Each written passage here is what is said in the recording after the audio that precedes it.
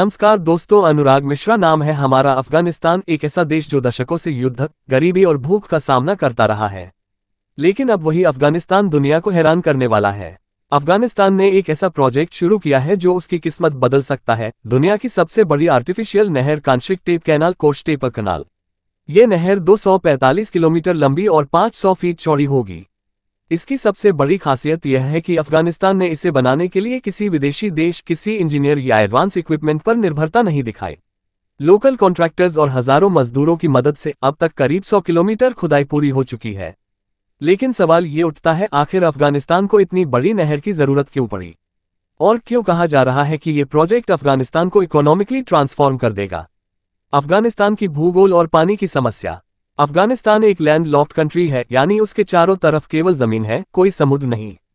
इसके चारों तरफ Pakistan, Iran, Turkmenistan, Uzbekistan, Tajikistan और एक छोटा सा बॉर्डर चीन से लगता है। देश की 80% वाटर सप्लाई हिंदू कुश की बर्फीली पहाड़ियों से आती है। अफगानिस्तान के बड़े दरियाओं में हेलमंद, अमूर दरिया, काबुल, हरेरोद और पंज दरिया शामिल हैं। हेलमंद रिवर से अकेले 40% पानी आता है, लेकिन इस पर अफगानिस्तान और ईरान के बीच लगातार विवाद चलता रहता है। दूसरी ओर अमूर दरिया, ऑक्सस रिवर, जो सेंट्रल एशिया का सबसे लंबा नदी तंत्र है, वही है जिस पर कांशिक टेप कैनाल बनाई जा रही है। लेकिन समस्या ये है कि इन नदियों के बावजूद अफगानिस्तान में पानी की भारी कमी है, खासतौर पर उत्तरी इलाकों में। यही वजह है कि अफगानिस्तान ने सोचा कि अमूर दरिया से एक विशाल नहर निकालकर लाखों एकड़ बंजर जमीन को हरा भरा खेतों में बदला जाए। कांशिक टेप कैनाल प्रोजेक्ट। इस नहर से लगभग 5.3 लाख एकड़ बंजर जमीन खेती योग्य बन जाएगी। यहां गेहूं और अन्य अनाज उगाए जाएंगे। अफगानिस्तान का लक्ष्य है कि 2028 तक वह अपनी 50% गेहूं उत्पादन को एक्सपोर्ट कर सके। इस प्रोजेक्ट की शुरुआत मार्च 2022 में हुई थी। पहले चरण में खुदाई का काम हो रहा है। 7,000 से ज्यादा ट्रक और एक्सकवेटर इसमें लगातार लगे हैं। खास बात यह है कि इस नहर को कंक्रीट से लाइन नहीं किया जा रहा, बल्कि खुदाई की गई मिट्टी से किनारे प्राकृतिक रूप से बनाए जा रहे हैं। इससे खर्चा भी कम हो रहा है और साथ ही किनारे की जमीन भी खेती के काम आ सकेगी। खेतों तक पानी पहुंचाने के लिए हर 5 किलोमीटर पर पंपिंग सिस्टम लगाया जाएगा और ट्यूबवेल्स पर सोलर पैनल लगाए जा रहे हैं ताकि बिजली की भी समस्या न रहे।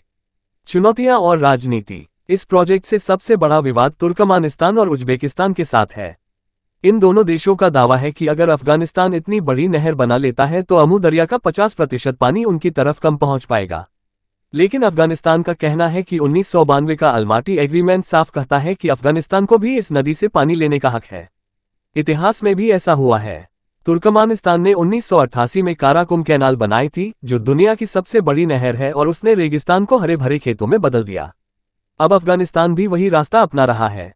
आर्थिक और सामाजिक असर। लाखों नौकरियां पैदा हो रही हैं। खाने पीने की कमी दूर होगी। आने वाले समय में अफगानिस्तान गेहूं में आत्मनिर्भर, सेल्फ सफिशिएंट बन सकता है। भूख और गरीबी काफी हद तक कम हो जाएगी।